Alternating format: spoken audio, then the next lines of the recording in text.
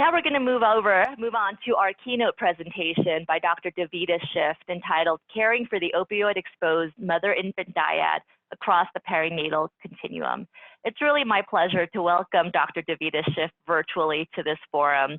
She is a general academic pediatrician and health services researcher focused on understanding how substance use in pregnant and parenting women impacts the health of children and families. She's an assistant professor of pediatrics at Harvard Medical School and the medical director of the HOPE Clinic, which stands for Harnessing Support for Opioid Use in Pregnancy and Early Childhood at the Mass General Hospital in Boston. This is a multidisciplinary program caring for women and infants from the time of conception through the first 2 years postpartum, and that's what she'll be addressing today. Thanks so much, Davida, for joining us, and I will stop sharing my screen so that you can share yours. Perfect. Hi, everybody. Thanks so much for having me. Let me share my screen with you all. And as Davida's getting set up, feel free to chat in questions that I can verbalize at the end of her talk. Let me just make sure. Can everybody see that okay? Yep, looks great. Okay. So I will go ahead and get started. So I am a general pediatrician. I developed an interest in caring for families impacted by substance use disorder during my time training on sort of the pediatric inpatient floor at Boston Medical Center. And one of the things that I was always struck by is how much work we were doing in the inpatient setting and felt this yearning and need to understand what happened after children went home. So that has led me to kind of my research and clinical interests and what I'm going to share with you guys today.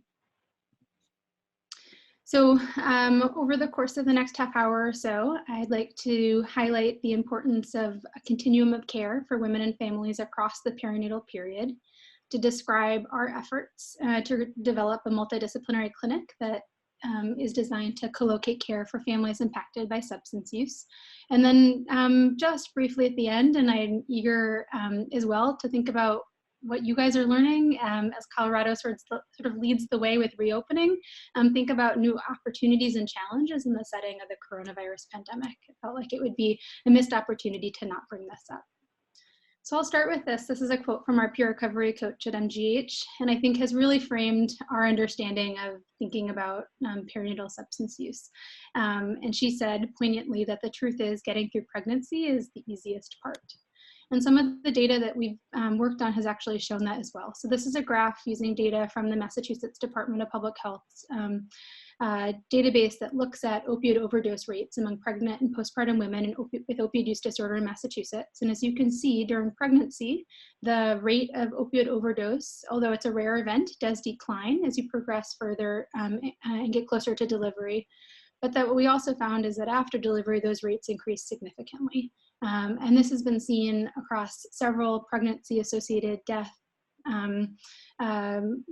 morbidity, mortality reviews that different states have done that really show that postpartum, particularly 6 to 12 months postpartum, can be just a very vulnerable time for women.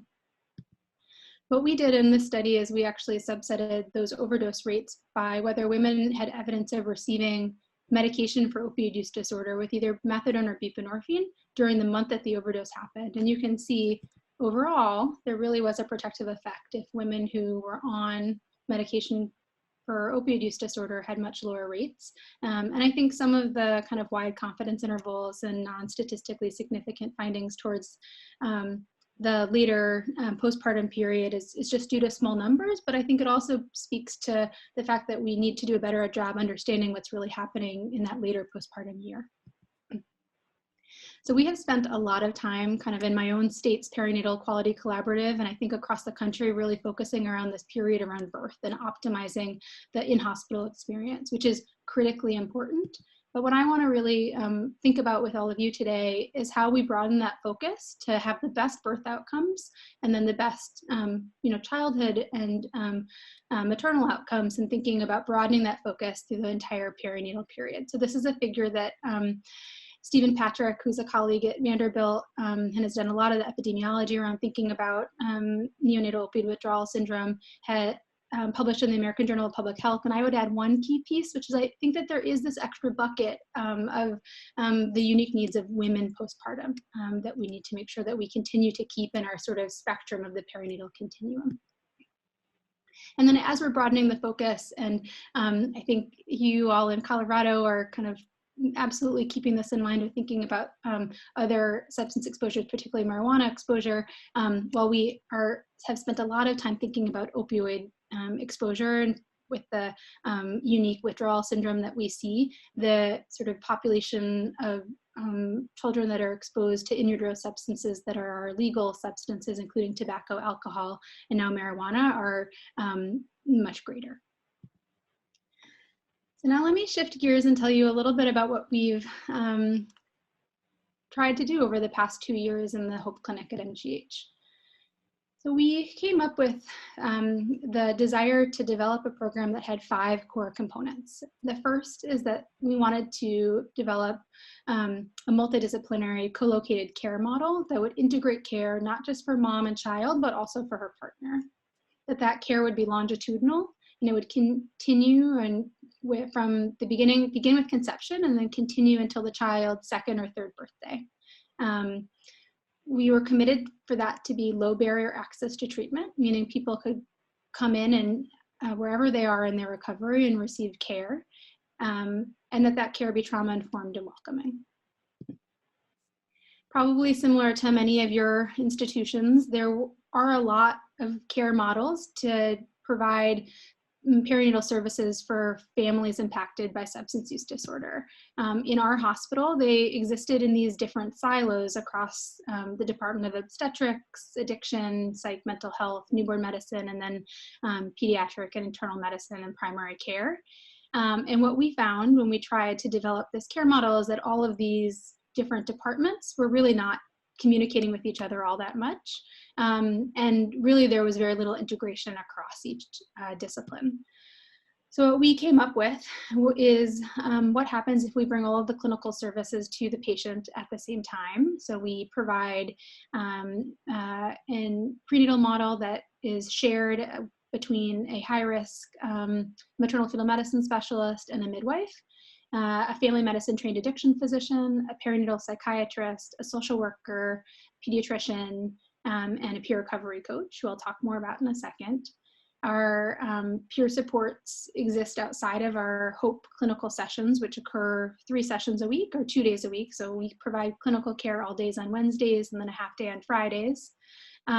But we know that people don't just get sick or don't just need services within 2.5 days a week. They really do need access to either addiction treatment, psychiatric services, or pediatric group urgent care full time. And so we've created kind of partnerships with our respective departments to create sort of backup for needed prenatal, pediatric, and addiction and psychiatric needs.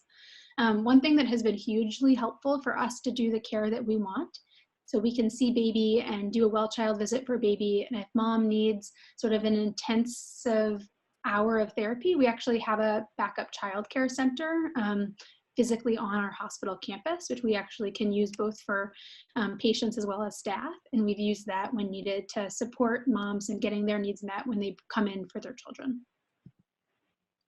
So I wanted to just share with you briefly, this is unpublished data. This is just our best look at kind of the first 90 women that have come through our clinic over a little bit less than a 2-year period. So it gives you a sense of the scope. We're a small clinic. We're seeing somewhere between 45 and 50 women a year, their partners and their children.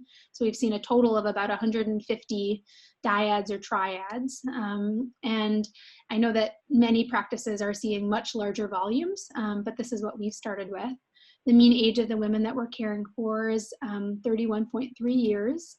The majority of them actually are somewhat educated. They have had some college or greater education.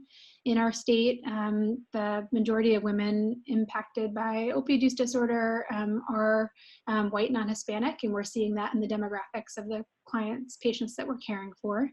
A very high percentage of women were housing insecure, with 2/3 being housing insecure in the last year. The majority of them are not receiving any significant income at this point. The average income is $675. The majority of that is from federal assistance. Almost half of them have current or past justice involvement. The mean number of prior pregnancies is 4.2, and the mean number of prior children that they've had is 1.7. And of women who've had prior children, only 22% have had continuous custody retention of their older children, which just gives you a sense of the acuity of their addiction and their past trauma in terms of prior experiences with parenting. In terms of their substance use disorder diagnoses, the majority of people that we are caring for are women and partners with opioid use disorder, although we're seeing a lot of polysubstance use and a lot of tobacco use. The age of initial substance use is quite similar to the national average, starting in kind of mid-teenage years, and notably 3/4 of the women that we've cared for have reported prior overdose.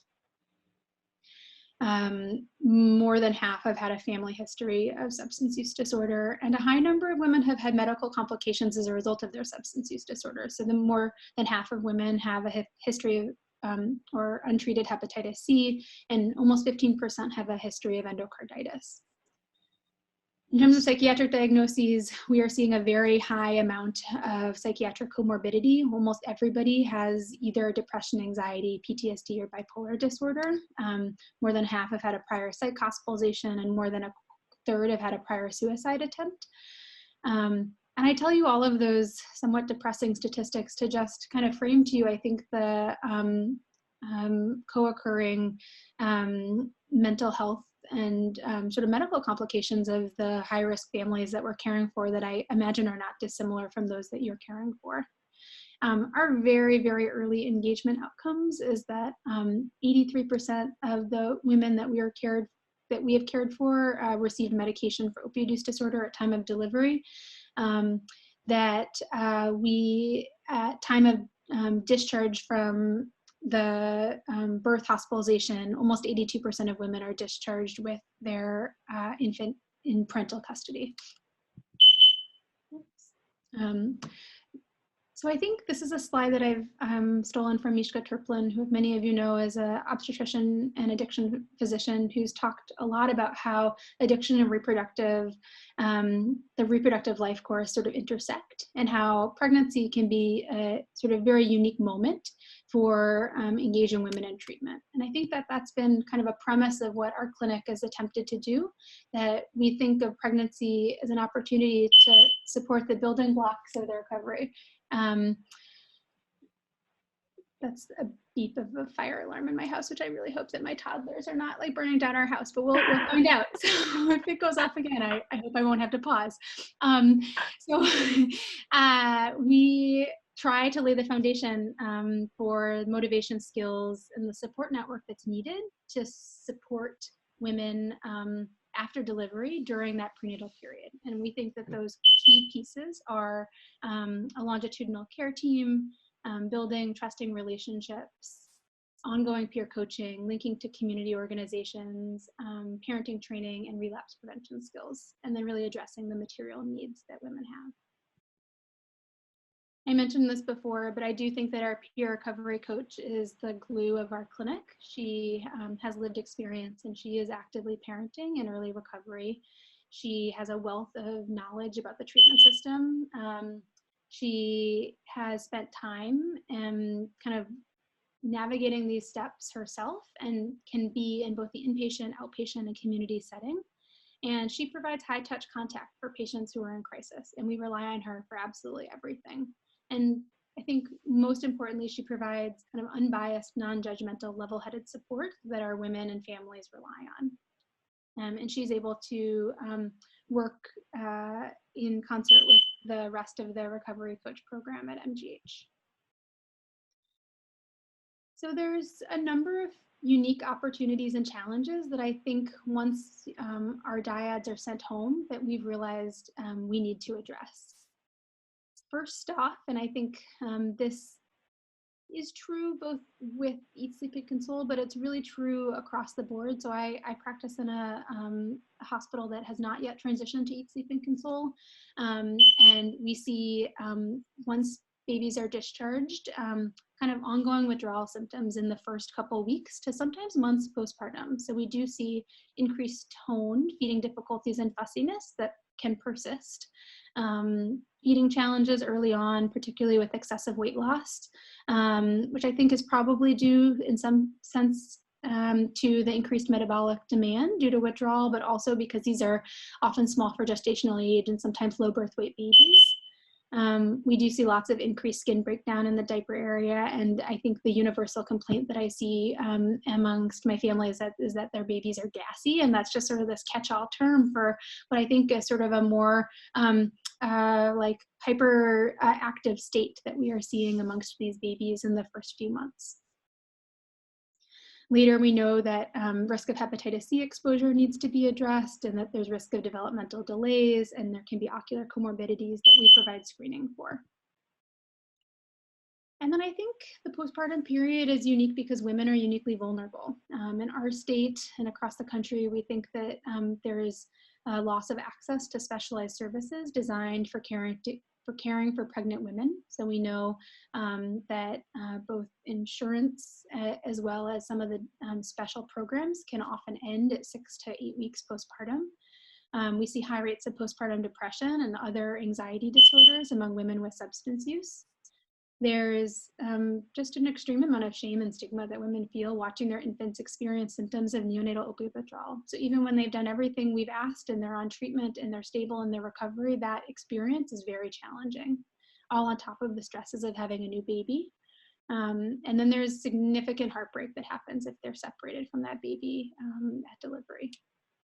Women have increased scrutiny and monitoring by child welfare agencies in the setting of recent delivery, and that we see that there's a strong desire by women to discontinue medication treatment for opioid use disorder in those early months postpartum, which we know puts them at higher risk of overdose.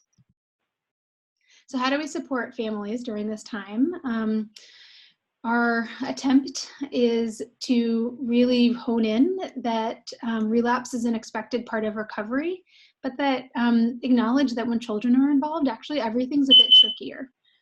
So what we've attempted to do is really rely on open communication with our community partners and providers, and that we aim to have tough conversations with DCF, so that's our Department of Child and Families or Child Welfare Agency in Massachusetts, together with the patient. And I think if there's a single thing that we could sort of say has shifted that feeling of DCF being entirely punitive to thinking of them as partnering around hopefully enhancing supports and for families, is when those conversations happen with them jointly and not behind closed doors. And we've had minimal success with this, although we continue to try, is that when loss of custody does happen, that we promote shared dyadic visits so that moms continue to engage in their treatment, and that coming in to see their infants can happen in a shared medical home model that we've developed. So I wanted to just share with you some additional research that we've recently published around kind of thinking through the risk of overdose in the postpartum period. So we found in Massachusetts, using that same data set that I described to you earlier, a little less than 200 women had either a fatal or non-fatal overdose in the year following delivery. But less than half of those women actually had evidence of opioid use disorder in our data set before they delivered. So all of the patients that we cared for in our clinic are known to have an opioid use disorder, right? But we know that there are absolutely women who go through pregnancy with either kind of untreated substance use disorder or not engaged in care, and that I worry that this postpartum year, with all of the stresses that we just talked about, is increasingly burdensome and puts women at increased risk. And so I think it just speaks to the need and opportunity for ongoing screening in the postpartum period, and thinking about the home visiting, the early intervention, the pediatric practices that have increased touches with women during this time when they're often less engaged in their own medical care, particularly if it's not in a multidisciplinary medical home model. And that really this requires parental trust and non-punitive responses when people are struggling. So if the only response when we know that people come in and ask for help is that we take their children away, then I can't imagine that we'll be able to really have full disclosure amongst patients and willingness to share with staff. Okay. In the last couple of minutes, I wanted to just think a little bit about coronavirus and how it's impacting our clinical care around perinatal substance use.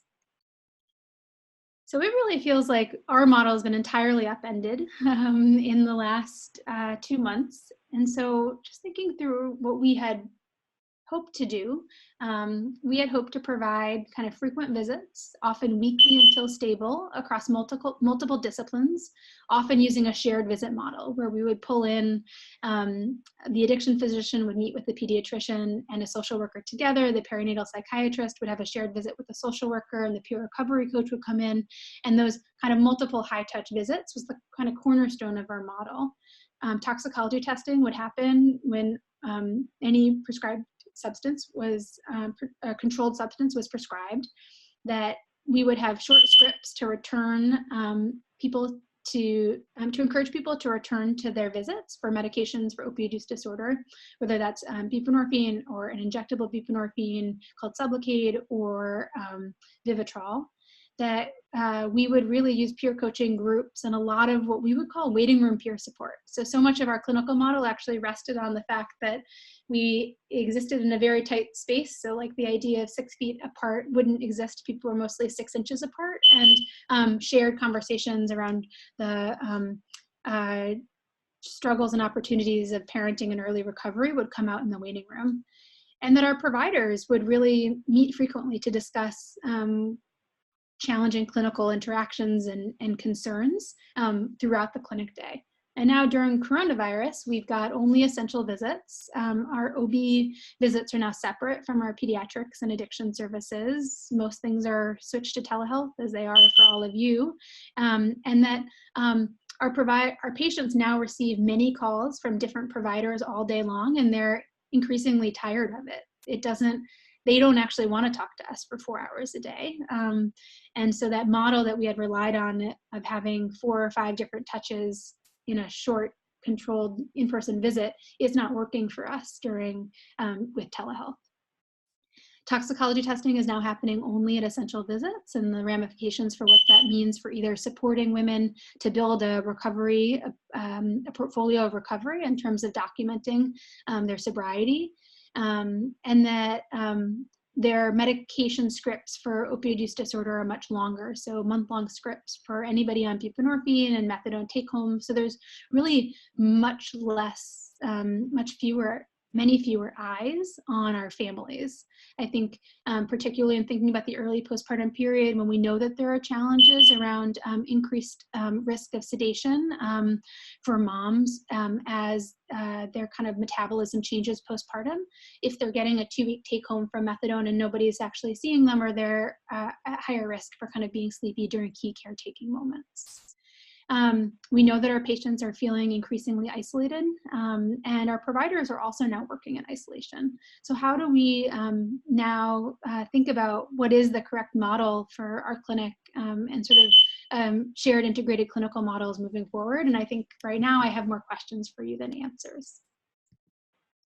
And then I just wanted to end with this idea of pandemic privilege. And I think for myself as a pediatrician who's been caring for a lot of families, I was really I found myself quite angry at my patients who would really be describing themselves out and about and really not physically distancing and isolating themselves from others, and still kind of engaging in the world the way that they previously would. And I think it took me a little while to reframe what does it mean in terms of my own ability to stay safely at home and how that contrasts with my patients, and sort of what am I asking them to do that sometimes staying increasingly at home increases the risk of intimate partner violence and domestic violence incidents, And we've seen actually a rise in the numbers of child custody loss after a couple domestic violence incidents in our clinic. We talked about how physical distancing just is very looks different if you have housing instability. So if you're living in a crowded shelter with crowded living conditions, what does that actually mean? And it's very different than my ability to go out with my 2 toddlers in our backyard. There's increased residential treatment program rules and restrictions, and that kind of clashes against the principles that we all strive to practice of trauma-informed care, of giving patients choice and opportunities to kind of strengthen their resiliency, when really we're putting new restrictions onto people, and how that kind of is working against their traumatic histories. And then I think with respect to child custody, we're seeing loss of in-person child visit, parent-child visits right now, delayed reunification for children who are not in their parental custody. And I think, I hope this isn't true, but we're seeing a trend towards increased removal of children from parents at time of delivery, which is really hard to see. So I think all of these things are going to require us to do more on-the-ground work with women to support them in these moments, but I worry about the sort of ramifications in the setting of coronavirus. And then finally, I wanted to kind of wrap this next comment up with some work that I have that's in press and ongoing to share with you, and see how it exists in your state. So we know, particularly in Massachusetts, that the racial and ethnic disparities have been magnified in the setting of coronavirus. So we know that those who are most impacted are low-income communities of color. And what we've recently found is that thinking both about the prenatal medication use for opioid use disorder, but also the continuation of medication use postpartum, we are seeing significant racial and ethnic disparities. So on the left-hand side of this slide is just a finding that we have from data that's in press that showed that in an adjusted model, Black non-Hispanic women were 61% less likely, and Hispanic women were 56% less likely to receive any medication treatment with either methadone or buprenorphine during pregnancy than their counterpart white non-Hispanic women. And that was after adjusting for the things that you see there. And that second, if you take a look at their continuation of medications postpartum, so this is all using the same data set that I described from the Massachusetts Department of Public Health, but we looked at of women who actually were receiving medications the month that they delivered, what was the continuation like in the postpartum period? And you can see there that there are significant, statistically significant differences where white non-Hispanic women were significantly more likely to remain on treatment for 12 months than women of other races and ethnicities. I didn't want to end on kind of just a negative note. And so I wanted to just also share with you some of the kind of ongoing advocacy that we've worked on in the past year. I'll be honest with you, these are pre-COVID advocacy efforts, and so some of them may actually look different in the post-COVID era or peri-COVID era. We've been working hard to try to reduce the barriers for take-homes for methadone doses in residential treatment programs. So previously, we actually, women were going into the methadone clinic every day with a 1 or 2 or 3 week postpartum 3-week-old infant, and we were trying to have that not happen. So coronavirus has actually improved that effort. We'd like to think about how we keep that in the post-coronavirus period. We're really trying to think about the impact of mandatory reporting and how it results in medication stigma for women with opioid use disorder. So in our state, I'm not sure what the requirements are in your state, but we see that women who are stable on medication treatment with methadone or buprenorphine during pregnancy still require a mandatory report to our Department of Child and Families, and we're working really hard to think about an alternate mechanism. we'd like to kind of increase the availability of post-residential treatment programs. So like I had showed you in the graph of the rates of overdose among women postpartum, those 6 to 12 months really seem to be the hardest period that we are highlighting challenges and transitions from residential treatment programs into other housing. And the changes in supports and stability of women is really impacted at that time. We have developed kind of a monthly learning collaborative outside of our perinatal quality collaborative that's really focused on just reviewing difficult cases, focusing on pediatric and postpartum topics. We're working to do buprenorphine waiver trainings that are focused on OB and pediatric providers. So I have my X waiver when my colleagues are out or when I'm the only one seeing mom, I renew her buprenorphine, and thinking about how we can do kind of more shared models like that. And then just addressing caregiver burnout and supporting resiliency efforts. This is hard work, and for all of you who are doing the intensive work in the hospital and in your clinical settings, our clinical team has really taken a beating when some of the kind of really tough cases that we've had have had hard outcomes. And then the final piece is thinking about when women recover, what does it look like to provide a parent-friendly job for people in recovery so that they can make those next steps that we want to see. So in summary, the messages that I hope to have laid with you guys today is that I do think it's critical to take time in pregnancy to lay the foundation for success postpartum, but that I think that longitudinal care across that perinatal continuum can help engage women initially and then sustain and maintain that treatment following delivery. That integrated multidisciplinary teams can collaborate to address all of the vulnerable families' concerns at one time, but that meeting patients where they're at requires us to provide patient-centered, trauma-informed care. We'll stop there. Great. Thanks so much, Davida. That was wonderful. There are several questions in the chat. Before I get to them, there's 2 points I'd like to make. First is everyone was super impressed at how composed you were during that beeping, which another participant said it's probably a dead battery in your smoke detector. But despite that, folks were quite impressed with you getting through this presentation, which was highly informative. No, it's just fine. So the first question we have, do you have only one peer support specialist for your clinic? Yeah, great question. So we started with one. We've received some grant support, and now we have 2 additional part-time peer recovery coaches who work mostly in our community health centers as well as in a residential treatment program. Those positions are grant supported and are unfortunately at risk of we are losing support in October if we can't find additional funding for them. And that's the ongoing challenge of these critical care coordination pieces and thinking about how you sustain them. So our state Medicaid Mass Health has put in place a reimbursement structure so that recovery coaches can provide reimbursable services, and that will help, although the current reimbursable rate is well below what the cost of a peer recovery coach is. And related to that, how do you identify these peer coaches, and what sort of training do they receive for this position? Yeah, so Massachusetts has been really wonderful in kind of trying to develop a core set of skills for the recovery coach community in our state. There is a recovery coach academy that they're required to attend, which is a week-long training, and there's actually a week-long training for supervisors as well. And so they're trying very much to build up this workforce. We have found from experience within the MGH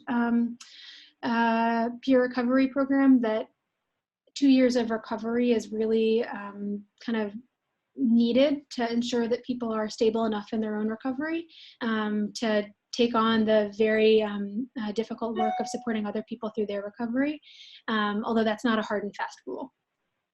Okay. So 2 questions from another participant. How were the women referred to you?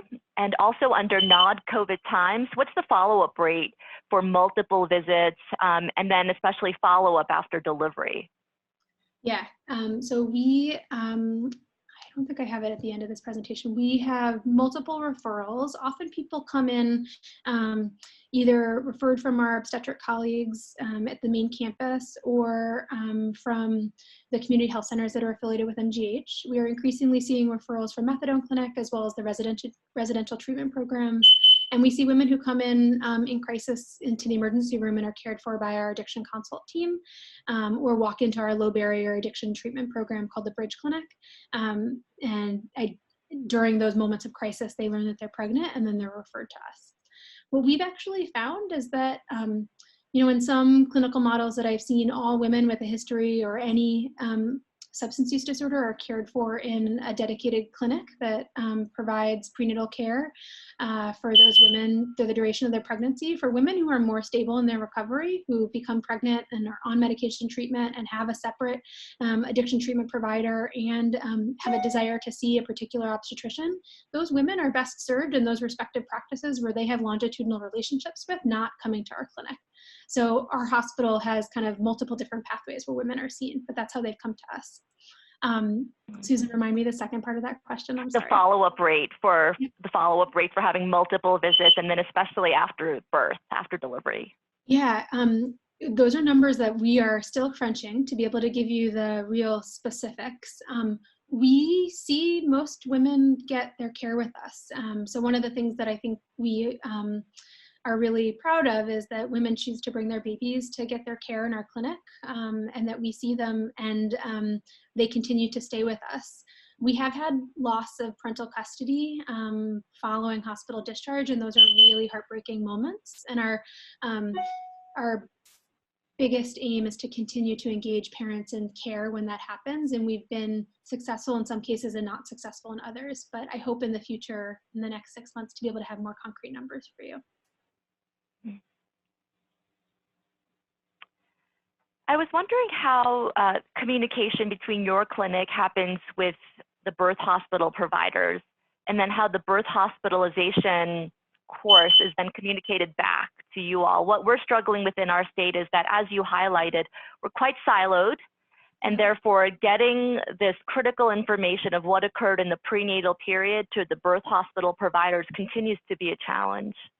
Yeah, so we are lucky that the clinic that we provide care for exists within a single birthing hospital, right? So there's a chance that people deliver elsewhere, but for the majority, 98% of the women who we provide care for deliver at MGH. And so what we've developed is what we call the huddle.